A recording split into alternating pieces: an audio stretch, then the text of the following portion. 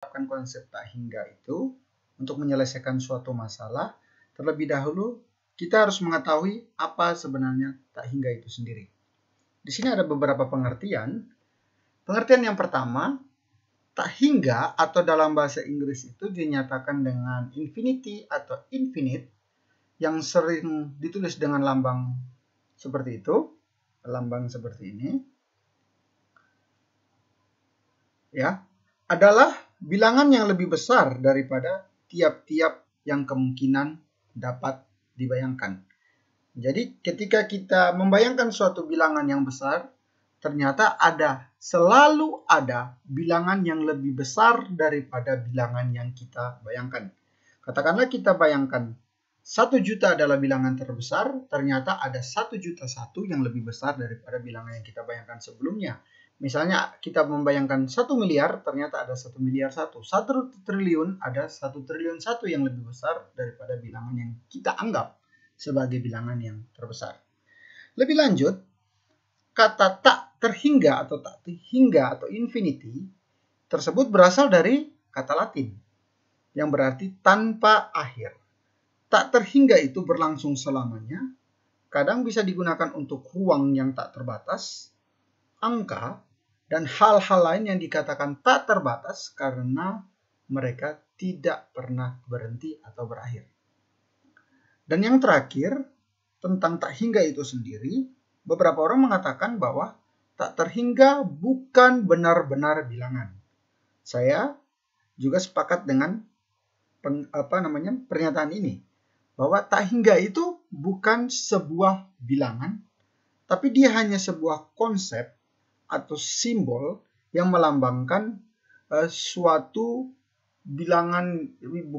suatu keadaan, suatu kondisi yang besar sekali, tak terbatas. Itu tak hingga. Tapi bicara dalam konteks bilangan, dia melambangkan hanya sebagai lambang dari suatu bilangan yang sangat besar sekali. Jadi besarnya itu seberapa kita tidak pernah tahu, kan selalu ada yang lebih besar. Seperti dengan pengertian yang pertama. Jadi dia berbeda dengan kita menyimbolkan bilangan dengan angka 1, 2, 3 gitu ya. Jadi dia bukan seperti itu, tapi hanya sebuah konsep, sebuah simbol yang menyatakan atau melambangkan suatu bilangan yang besar sekali. Jadi dia kuantitasnya itu tak terbatas, sangat besar. Ya, jadi dia tak berlaku seperti bilangan yang biasanya kita pakai. Nah, bilangan yang kita pakai seluruhnya memiliki akhir, namun tak hingga itu tidak. Ya. Lebih lanjut, coba kita perhatikan kasus Hotel Hilbert sebagai penerapan konsepnya. Di suatu negara ada sebuah hotel. Hotel tersebut dinamakan sebagai Hotel Hilbert. Ya, hotel tersebut memiliki tak hingga banyaknya kamar. Dan masing-masing kamar tersebut diberikan nomor 1, 2, 3, dan seterusnya. Berarti mirip dengan himpunan bilangan asli. Ya, pada masing-masing kamar dan seterusnya. Sampai tak terhingga banyaknya. Nah, pada suatu hari semua kamar tersebut ternyata terisi penuh. Tetapi ada tamu yang datang dan harus menginap. Nah, bagaimana caranya pemilik hotel mensiasati agar tamu yang datang itu harus dapat tempat penginapan, dapat kamar, tanpa ada yang harus dikurangi dari jumlah pelanggan yang telah mendapatkan kamar. Bagaimana caranya? Oke. Sebelum kita menyelesaikan kasus ini, atau kita sebelum mencari perluasan dari kasus ini, solusi yang lebih luas dari kasus ini, mari kita perhatikan hal berikut.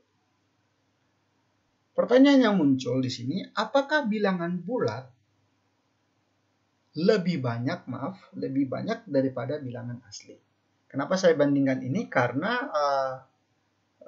kasus Hotel Hilbert itu, kasus kamarnya itu mirip dengan, atau bukan mirip, tapi jika diurutkan urutan nomornya, urutan angka kamarnya itu mirip dengan bilangan asli.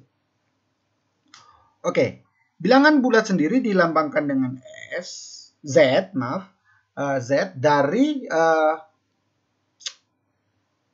negatif yang kecil sekali sampai kepada positif, bilangan bulat positif yang besar sekali, termasuk 0. Kalau bilangan asli dimulai dari 1, 2, 3, 4, dan seterusnya sampai suatu bilangan yang besar sekali dan tidak berujung. Keduanya ini tidak ada ujungnya. Kalau N itu terbatas kiri yaitu 1, sedangkan Z itu tidak punya batasan, entah itu dari kiri, entah itu dari kanan. Nanti kita akan mengetahui bahwa ada negatif tak hingga atau positif tak hingga. Oke. Nah, selanjutnya kita akan menunjukkan bilangan bulat atau bilangan asli yang lebih banyak, gitu ya. Nah, untuk menyelesaikan ini kita harus mengerti dulu tentang apa itu korespondensi satu-satu. Nah, korespondensi satu-satu itu merupakan istilah lain dari fungsi bijektif. Nah, fungsi bijektif ini merupakan suatu relasi khusus yang memasangkan setiap anggota himpunan A tepat satu anggota himpunan B. Dia memasangkan setiap anggota himpunan A dengan tepat satu himpunan B, dan begitu sebaliknya. B juga dipasangkan dengan tepat satu anggota himpunan A. Nah, banyaknya anggota himpunan A dan himpunan B haruslah sama. Nah, konsep ini yang akan kita gunakan untuk menyelesaikan kasus Hotel Hilbert sekaligus dengan kasus manakah yang lebih banyak antara bilangan asli dan bilangan bulat. Nah, untuk menyelesaikan kasus tersebut, langkah pertama adalah kita pisahkan dulu himpunan bilangan asli Z menjadi gabungan. Dua himpunan, yaitu himpunan bilangan cacah dan bilangan bulat negatif. Kita pisahkan. Kemudian korespondensikan satu-satu antara bilangan cacah dengan bilangan asli ganjil dan bilangan bulat negatif dengan bilangan asli genap. Oke, jadi bilangan asli itu juga kita pisahkan menjadi bilangan asli ganjil dan bilangan asli genap. Jadi nanti cacah dengan ganjil, bilangan bulat negatif dengan bilangan asli genap. Nah, kemudian selanjutnya kita ambil kesimpulan. Setelah kita kaitkan dengan konsep fungsi bijektif dan konsep tak hingga. Ya, pertama bilangan bulat Z itu, himpunan bilangan bulat Z itu kita bagi menjadi dua himpunan, yaitu himpunan bilangan bulat negatif, berarti negatif 1, negatif 2, negatif 3, dan seterusnya, digabungkan dengan bilangan cacah, yaitu 0, 1, 2, 3, dan seterusnya. Oke, sedangkan bilangan asli N kita pisahkan menjadi bilangan asli genap, berarti 2, 4, 6, dan seterusnya, digabungkan dengan bilangan asli ganjil, yaitu 1, 3, 5, 7, dan seterusnya. Kemudian dengan menggunakan fungsi bijektif atau korespondensikan satu-satu, coba kita korespondensikan satu-satu. Ini dengan ini dengan ini dengan ini, dan seterusnya. Kemudian ini dengan ini dengan ini dengan ini, dan ini dengan ini. Artinya seluruh bilangan asli negatif punya pasangan dengan bilangan bukan bilangan asli negatif. Bilangan bulat negatif selalu punya pasangan dengan bilangan asli genap. Demikian halnya juga dengan bilangan bulat yang bilangan cacah ini punya pasangan dengan bilangan asli ganjil. Nah, dengan demikian mengapa semuanya itu tepat punya pasangan? Artinya bahwa apapun, berapapun itu selalu punya pasangan. Jadi kalau misalnya kita tanpa memisahkan ini, orang akan mengatakan bilangan bulat itu kan dari tak hingga, negatif tak hingga ke positif tak hingga ya. Berarti di sini ya seperti ini tadi yang kita sudah nyatakan. 0, 1, 2, 3, dan seterusnya. Sedangkan bilangan asli itu 1, 2, 3, 4, dan seterusnya. Nah, kalau kita hanya melihat ini, maka orang akan mengatakan bilangan bulat lebih banyak. Karena apa? Dia hanya cukup bilangan bulat, subset dari bilangan bulat yaitu bilangan asli di sini sudah berkorespondensi dengan ini, sedangkan ini tidak punya pasangan.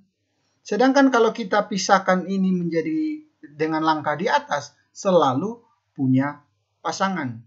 Jadi ternyata konsep tak hingga itu memberikan ruang yang cukup untuk setiap elemennya itu memiliki pasangan.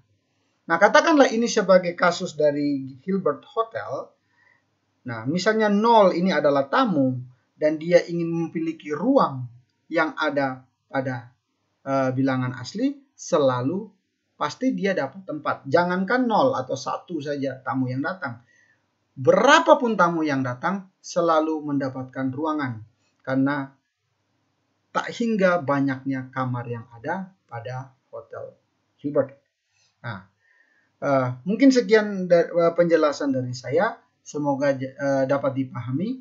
Ketika ada penjelasan saya yang kurang jelas, boleh kita diskusikan di kolom komentar. Atau mungkin ada kritik dan saran bagi saya, silakan disampaikan. Terima kasih atas perhatiannya. Selamat malam.